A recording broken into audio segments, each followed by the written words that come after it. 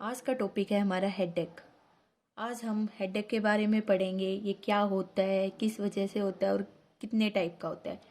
अगर हम हेडेक की बात करें तो जो हेडेक है उसको हम किसी डिजीज़ के अंदर इंक्लूड नहीं करते, बट ये और भी डिजीज़ होती है उनकी वजह से भी हेडेक होता है, तो ये एक सिम्टम होता है।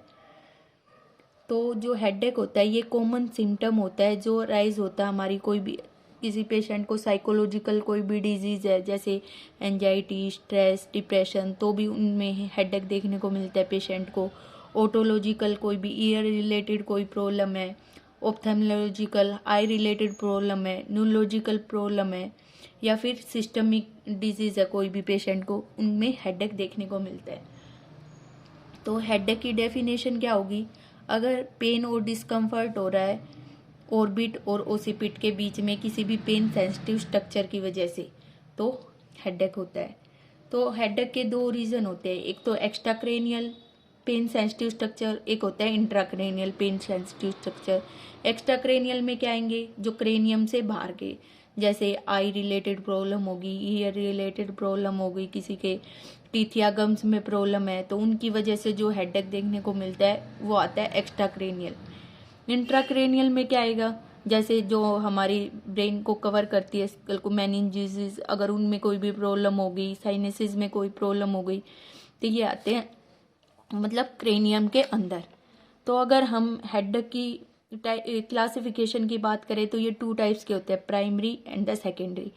प्राइमरी में जो किसी भी स्ट्रक्चर और मेटाबॉलिक अबनॉर्मेलिटी की वजह से नहीं होते, जैसे हमारे टेंशन टाइप हेडेक हो गया, माइग्रेन टाइप हेडेक हो गया, क्लस्टर टाइप हेडेक हो गया, ये आते हैं प्राइमरी में। सेकेंडरी में क्या होते हैं? ये स्ट्रक्चर और मेटाबॉलिक अबनॉर्मेलिटी की वजह से होते हैं, जैसे पहले ही किसी को आई रिलेटेड प्रॉब्लम है, ईयर में प्रॉब्लम है, साइनसाइटिस है, तो उसकी वजह से जो हेडेक होता है वो आते हैं हमारे सेकेंडरी में। तो हेडेक के लिए अब रेड फ्लैग क्या होते हैं? अब देखो, नॉर्मली तो हेडेक किसी को भी हो सकता है, बट हमें कब समझ जाना चाहिए कि नहीं, हाँ अब कंडीशन सीवियर हो सकती है, डॉक्टर को दिखा लेना चाहिए, तो उस केस में होता है। तो रेड फ्लैग्स क्या होते हैं?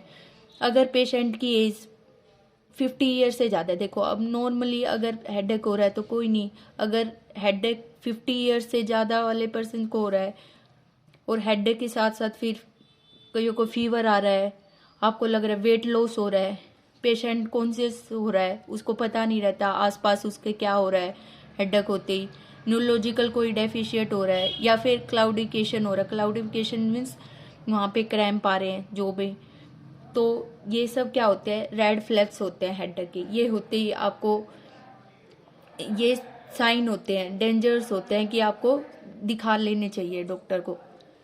अब अगर हमारा मेन टाइप्स होता है माइग्रेन, आपको पता है जो माइग्रेन होता है सबसे ज़्यादा कॉमन होता है, और ये इसके लिए फैमिली हिस्ट्री भी देखी गई है 70% केसेस में। और जो माइग्रेन होता है ये यूनिलेटरल होता है, एक साइड ज़्यादा होता है। अब ये नहीं होता कि ये बाइलेटरल नहीं होता, 5% केसेस में बाइलेटरल भी हो सकता है, बट मोस्टली यूनिलेटरल होता है और थ्रोम्बिक हेडेक होता है। तो क्या होता है? कॉमन होगा, फैमिलियर डिसऑर्डर है ये, जो कैरेक्टराइज होता है यूनिलेटरल एंड द थ्रोम्बिक हेडेक से। और ये मेनली किन में देखने को मिलता है? जो चाइल्डहुड और अर्ली एडल्ट लाइफ में देखने को मिलता है। 5 to 10% पॉपुलेशन अफेक्ट है आज के टाइम में माइग्रेन से। मेल और फीमेल का रेशो होता है 2:1, मतलब फीमेल्स में ज़्यादा देखने को मिलता है ये। 70% केसेस में फैमिली हिस्ट्री भी देखने को मिली है। तो जो माइग्रेन होता है ना, टू फॉर्म्स में होता है, एक तो माइग्रेन विद ओरा, एक होता है माइग्रेन विदाउट ओरा।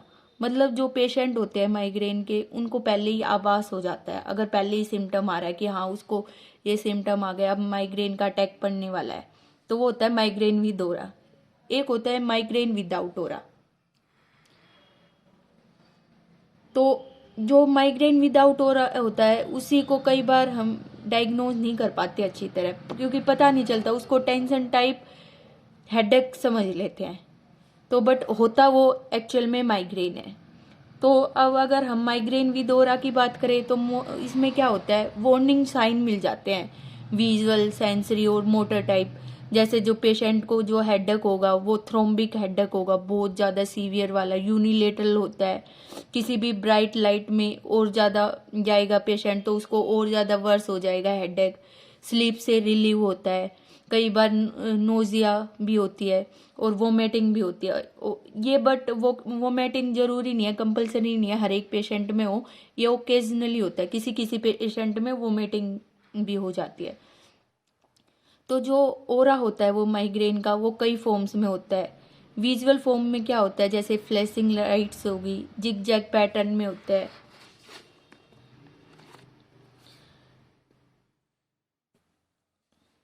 जैसे कुछ जो एरिया होता है वो विजुअल कॉर्टेक्स ओरिजिन होता है उसका, उसको बोलते हैं ओसिपिटल।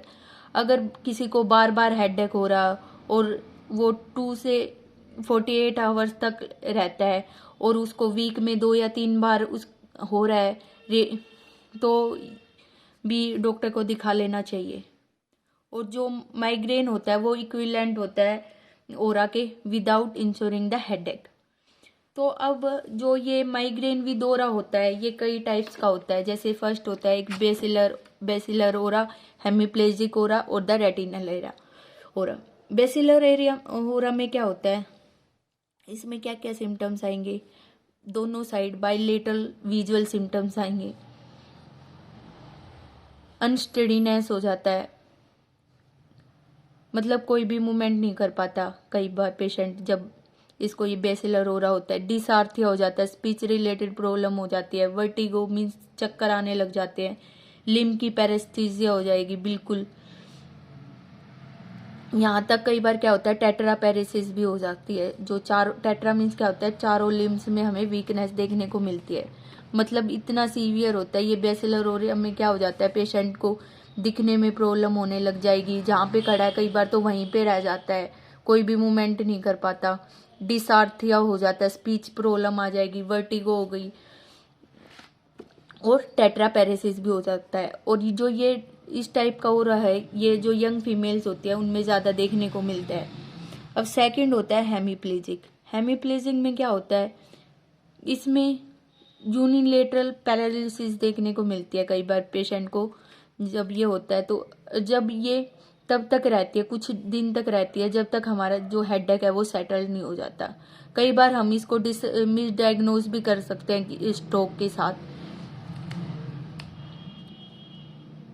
थर्ड होता है रेटिनल। रेटिनल में क्या होता है, इसमें यूनिलेटरल विजुअल लॉस होता है जो हमारा रिवर्सिबल होता है, उसको ठीक नहीं कर सकते, और जो हेडेक फॉलोड बाय द और फिर हेडेक होता है। तो ये 3 टाइप्स के होते हैं, basilar, hemiplegic and the retinal. फिर अगर हम माइग्रेन विदाउट ओरा की बात करें तो मैंने पता है इसमें कई बार क्या होता है, जरूरी नहीं है पेशेंट में ओरा आए पहले ही पता चले, कईयों में नहीं पता चलता, तो हम उसको मिसडायग्नोज करते हैं टेंशन हेडेक के साथ। अब अगर हम इसके प्रिसिपिटेटिंग फैक्टर की बात करें तो कौन कौन से जो फैक्टर्स होते हैं वो माइग्रेन को बढ़ा सकते हैं। जैसे कोई भी पेशेंट डाइटरी है, अल्कोहल ले रहा है, चॉकलेट, चीज जो ये खाते हैं,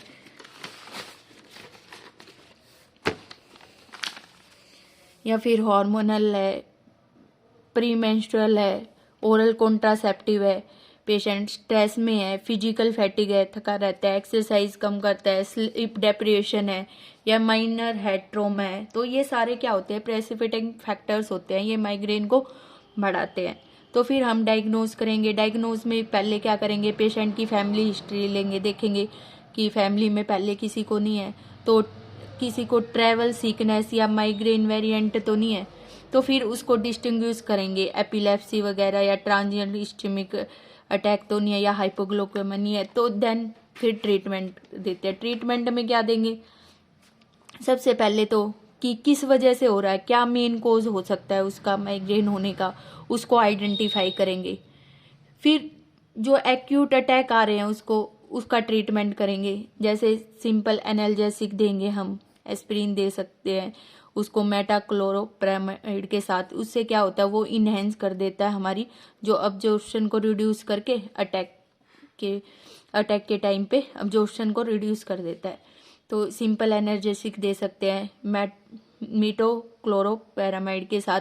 अगर वोमिटिंग हो रही है पेशेंट को साथ में, तो एंटी एमेटिक दे सकते हैं। एंटी एमेटिक में क्या होंगे, जैसे जो हमारे डोमपेरिडोन्स जो होते हैं, और साथ में एनाल्जेसिक भी हेल्पफुल रहते हैं। और सुमाट्रिप्टेन दे सकते हैं, वो भी इफेक्टिवली होता है। इसमें उसको ओरली भी दे सकते हैं और सबक्यूटेनियसली भी दे सकते हैं। अर्गोटामाइन 5-HT रिसेप्टर ये एगोनिस्ट दे सकते हैं। और मिथाइल प्रेडनिसोलोन दे सकते हैं। अगर पेशेंट को पेन ज़्यादा हो रहा है तो स्टेरॉइड दे सकते हैं। तो इसके प्रोफिलैक्सिस में क्या होता है, अगर पेशेंट को बार बार फ्रीक्वेंट और सीवियर अटैक आ रहे हैं तो क्या होंगे, ये फिजियोथेरेपी दे सकते हैं, प्रोपाकोलोल दे सकते हैं, बीटा रिसेप्टर जो ब्लोकल होते हैं, और जो कैल्शियम एंटागोनिस्ट दे सकते हैं, और एंटी डिप्रेसेंट देते हैं। अगर एक्यूट ट्रीटमेंट में क्या देंगे, ट्राइप्टेन देते हैं। तो जो फास्ट ऑनसेट और शॉर्ट ड्यूरेशन के लिए कौन से देते हैं, ये सुमाट्रिप्टेन, रिजाट्रिप्टेन, जोमिट्रिप्टेन, एलिट्रिप्टेन ये ड्रग्स देते हैं। और स्लो ऑनसेट के लिए देते हैं फ्रोवाट्रिप्टेन एंड द नोराट्रिप्टेन, ये देंगे। तो ये था हमारा माइग्रेन। बाकी के टाइप्स हम नेक्स्ट वीडियो में पढ़ेंगे। Thank you.